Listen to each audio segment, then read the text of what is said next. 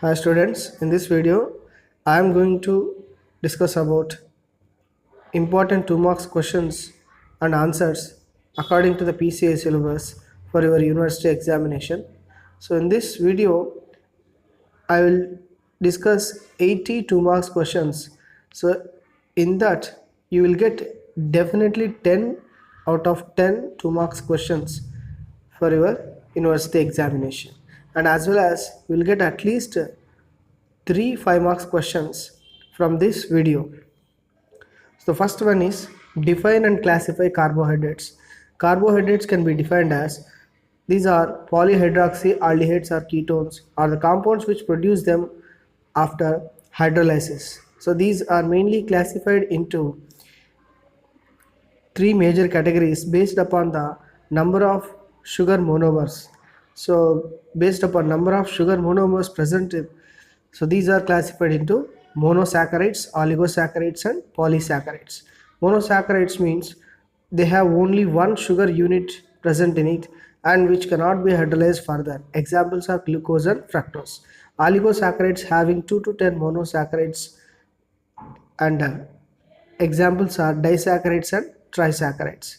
So disaccharides having two monosaccharides in it. Sucrose, maltose, lactose are the examples for disaccharides. Trisaccharides having three monosaccharides present in it. Example is raffinose. The raffinose is the combination of galactose, glucose and fructose. Polysaccharides having more than 10 monosaccharides, and examples are starch, cellulose. Second one, define and classify proteins. Proteins are high molecular weight nitrogen rich substances. Upon hydrolysis, they give alpha amino acids. So, proteins are the polymers of alpha amino acids.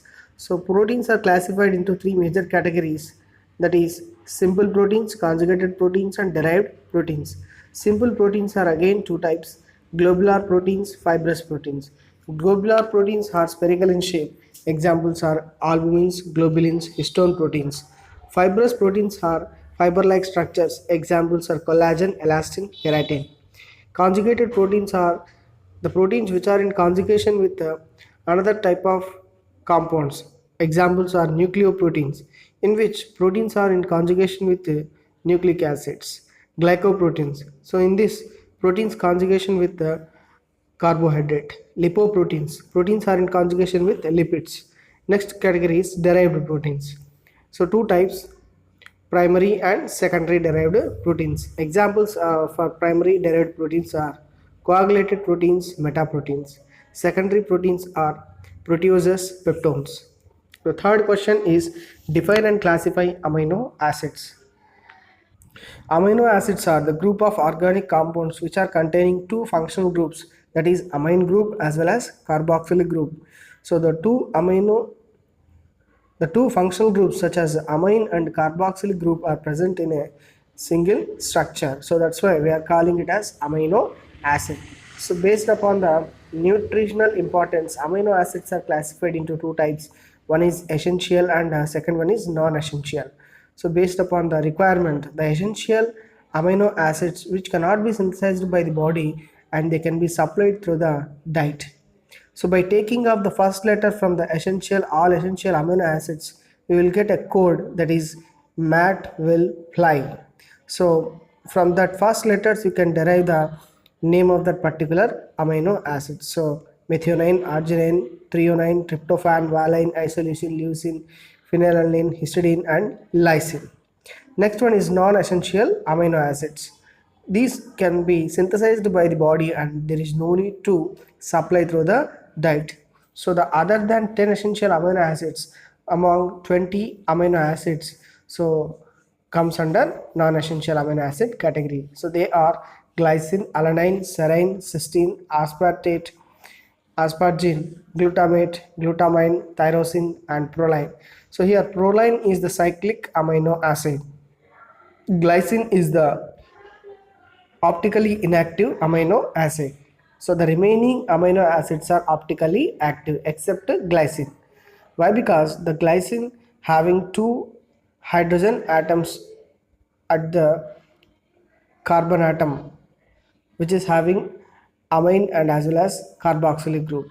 So that's why there is no chiral carbon, so it is optically inactive. Fourth one, define and classify lipids. Lipids are organic substances which are insoluble in water and soluble in the organic solvents such as alcohol and ether.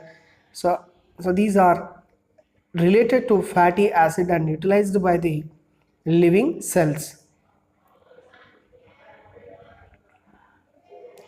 So lipids are classified into simple lipids, compound lipids, derived lipids and miscellaneous lipids. Simple lipids examples are fats and oils, waxes.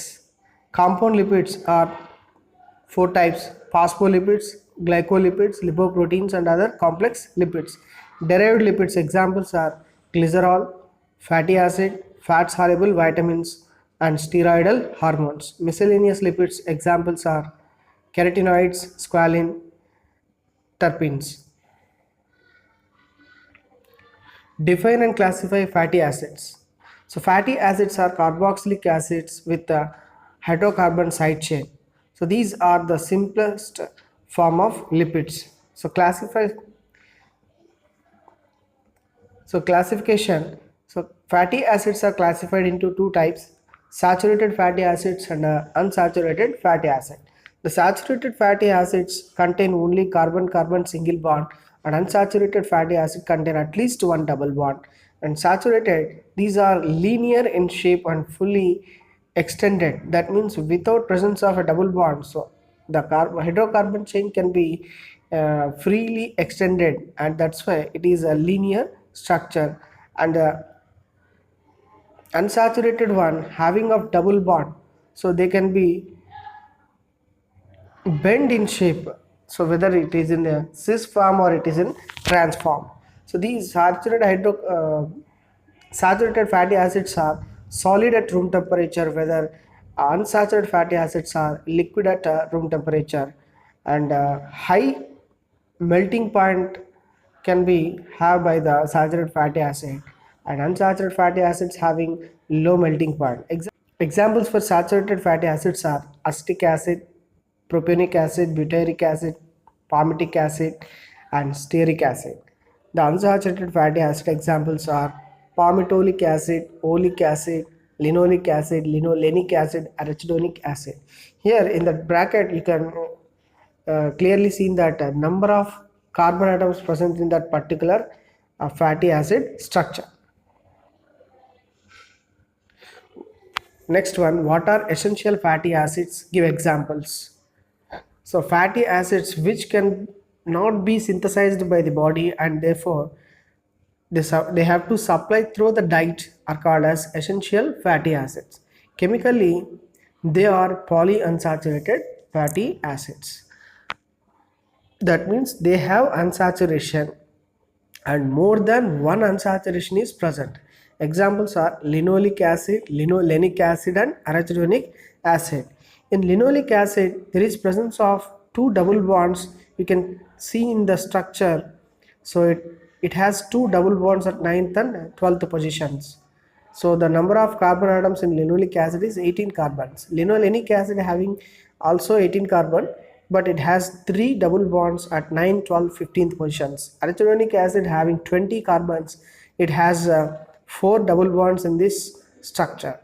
So essential fatty acids are required for membrane structure and function, transportation of the cholesterol from as well as formation of lipoproteins and prevention of fatty liver. Next one, define nucleic acids and classify. Nucleic acids are the complex organic substances that are present in the living cells and are called as nucleic acids. So these are two types, DNA and RNA. So DNA means deoxyribonucleic acid, RNA is ribonucleic acid. Write the biological role or functions of carbohydrates. Carbohydrates are the most abundant dietary source of energy. So it can give 4 calories per gram of carbohydrate. So these are precursor for many organic compounds such as fats, amino acids. So they can be participate in the structure of cell membrane as glycoproteins and glycolipids. Carbohydrates are useful in cell growth adhesion, and fertilization. So carbohydrates are structural components of many organisms. Examples: fibers. So fibers nothing but they are cellulose in nature. Fibers are nothing but cellulose is present in the fiber. They serve as storage form of energy. That is, example is glycogen to meet the immediate energy demands of the body. So whenever we are in fasting condition, so body feels loss of energy. So at that time, so to supply the immediate energy to the body, so the glycogen whatever stored in the liver, they can be broken down into glucose and supply the energy. Write the biological role of or functions of proteins. Proteins perform two types of functions. One is structural functions and dynamic functions. Structural functions, in that certain proteins responsible for structure and strength of the body. Examples: collagen, elastin. So they can be found in bone matrix vascular system. Then one more protein, alpha keratin, which is present in the epidermal tissues. So collagen, elastin, and keratin can be participate in the structure and strength of the body. That's why there comes under structural proteins. The next one, dynamic proteins. Certain proteins acts as enzymes, hormones, blood clotting factors, immunoglobulins, receptors, storage proteins. Besides their function in genetic control and as well as muscle contraction also. So this can be comes under dynamic functions of the proteins. So that means proteins perform dynamic functions and as well as they can be regarded as the working horses of cell. The working horses of the cell. Next one, biological role or functions of lipids. The lipids can protect the internal organs and serve as insulating materials and give shape and smooth appearance to the body. Lipids are concentrated fuel reserve of the body. So examples are triacyl glycerols. So they can act as a fuel reserves of the body. So they can triacyl glycerols can be stored in the adipose tissue whenever we require energy. So at that time, so the triacyl glycerols can be melted and give free fatty acids, and that can be produce the energy. So the lipids are the constituents of membrane structure and regulate membrane permeability. Examples: phospholipids and cholesterol. So lipids serve as source of fat soluble vitamins such as vitamin A, D, and E and K. So these are important as cellular metabolic regulators. So that means steroidal hormones and prostaglandins. So which has the cellular metabolic regulation. Biological role or functions of nucleic acids. Nucleic acids are two types, that is DNA and RNA. DNA is the chemical basis of heredity and regarded as reserve bank of genetic information. DNA is responsible for maintaining the identity of different species of organisms over millions of years. DNA is organized into genes.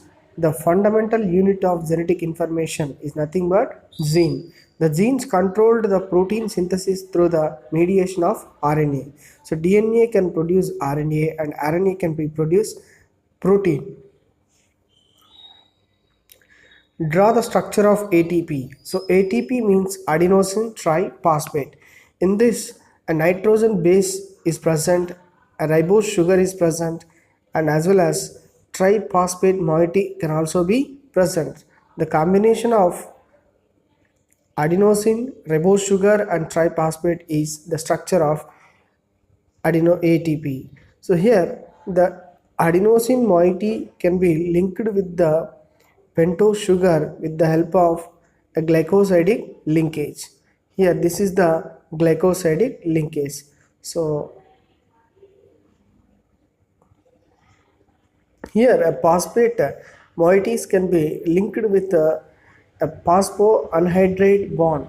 Breakdown of this phosphoanhydride bond, there will be release of 7.3 calories per mole energy. So we have two phosphoanhydrate bonds. So by the breakdown of these bonds, we will get 7.3 calories per mole energy each. Draw the structure of cyclic AMP. AMP means adenosine monophosphate. That means it has adenosine moiety, a pentose sugar, as well as one phosphate moiety. In this one phosphate moiety, the oxygen of phosphate moiety having negative charge that can be involved in the bonding with that of pentose sugar and form a cyclic structure. That's why we are calling it as cyclic AMP. Write the biological significance of ATP and cyclic AMP. So the biological significance of ATP is the ATP is useful for transport of inorganic substances such as sodium, potassium and calcium ions through the cell membrane during the process of impulse transmission. In the process of impulse transmission, sodium ions has to be come inside of the neuronal cell and potassium ions has to be go out from the cell. So by that, impulse can be transmitted from one neuronal cell to the another. So in that process, ATP can supply the energy for that transportation. So that is known as sodium potassium pump. The synthesizing of chemical compounds, examples of proteins and cholesterol, and ATP can supply energy for mechanical work such as muscle contraction. Then biological significance of cyclic AMP. Cyclic AMP work as secondary messenger. It binds with the ion channels and regulate ion movement across the membrane. So cyclic AMP activate protein kinase enzymes to regulate the glycogen, glucose and lipid metabolism. And cyclic AMP also activate calcium ion channels for contraction. Define energy rich compounds and classify. So energy rich compounds are nothing but the compounds which upon hydrolysis give or liberate at least 7 calories per mole energy at pH 7 are known as energy rich compounds. So the compounds which can give 7 calories per mole energy or more than 7 calories per mole energy after hydrolysis, so such type of compounds comes under energy rich compounds. Example is ATP. So ATP upon hydrolysis it can give ADP and inorganic phosphate. So in that process 7.3 calories per mole energy can be released or liberated. And at the same time the compounds which can liberate less than 7 calories per mole energy, so such type of compounds are known as low energy compounds. Example is ADP. So after hydrolysis ADP give AMP and inorganic phosphate. So in that process we get 6.6 calories per mole energy only. So when you compare that of ATP, it can give 7 calories, more than 7 calories. So ADP gives less than 7 calories. So that's why ATP comes under high energy compound, ADP comes under low energy compound. Then classification. So energy rich compounds are classified into 5 categories, that is pyrophosphate, example ATP. Acyl phosphates, example 1,3-bis phosphoglycerate. Enol phosphates, phosphoenol pyruvate is the example. Thioethers, acetyl coenzyme is the example. And phosphate phosphazines, example is phosphocreatine. Define free energy. The energy which is actually available to do work, or which is the energy actually available to utilize, are known as the free energy, which can denoted with that of capital G. The delta G is nothing but change in free energy, and it is useful in predicting the feasibility of a chemical reaction. As long as delta G value is negative, then that particular chemical reactions can be proceed forward. If the delta G value is positive, then such type of reactions will not be proceed forward. Define enthalpy. So enthalpy is nothing but it is a measure of the change in heat content of the reactants when you compare with that of the products. The change in heat between the reactants and products is known as enthalpy, which can be denoted with that of delta H. During a chemical reaction, heat may be released or absorbed, so that can be measured by delta H. If heat is released, such type of reactions are known as exothermic reactions. If heat consumed by the reactants, such type of reactions are known as endothermic reaction. Define entropy. So entropy can be defined as the change in the randomness or disorder of reactants and products. So it can represented with that of delta S. So the entropy is maximum as the reaction approaches equilibrium. If the reaction approaches equilibrium, the molecules can be moved faster. That means randomness of the molecule will be more. That is, the reactant can be converted into product as well as the product can be converted into reactants at the time of equilibrium, which can be denoted with that of double arrows. So in that condition, the reactant may proceed forward to give product, and product can gets converted again into reactant. So the movement of the molecule can be higher in the case of equilibrium condition.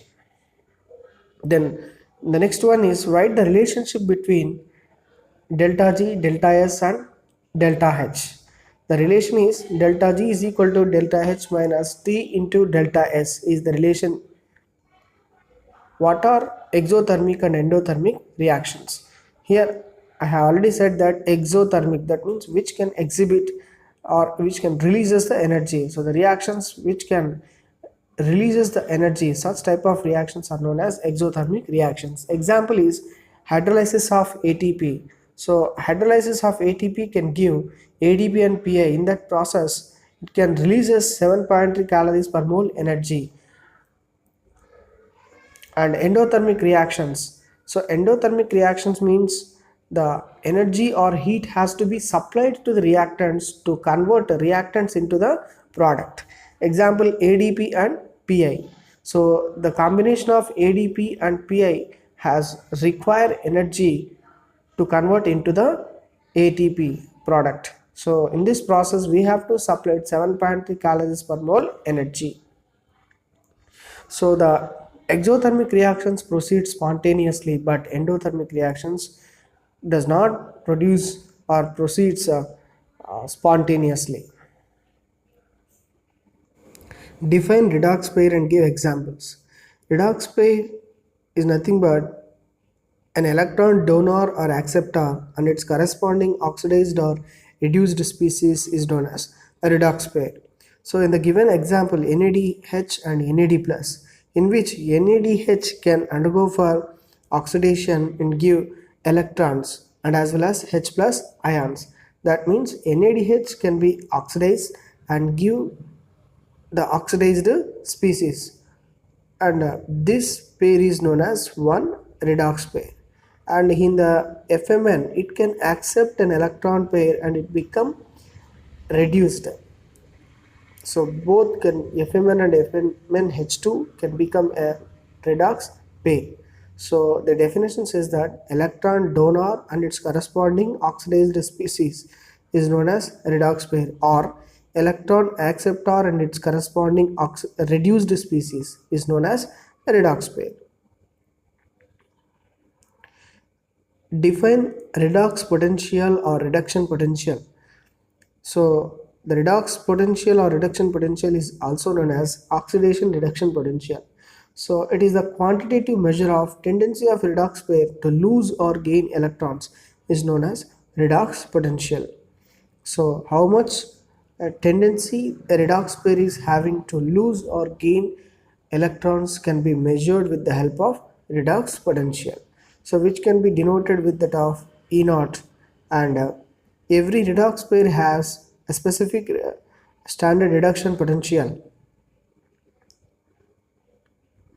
A redox pair which has high negative E naught value which can donate electrons, and the redox pair which has low inert that can accept electrons from the redox pair which is having more inert value.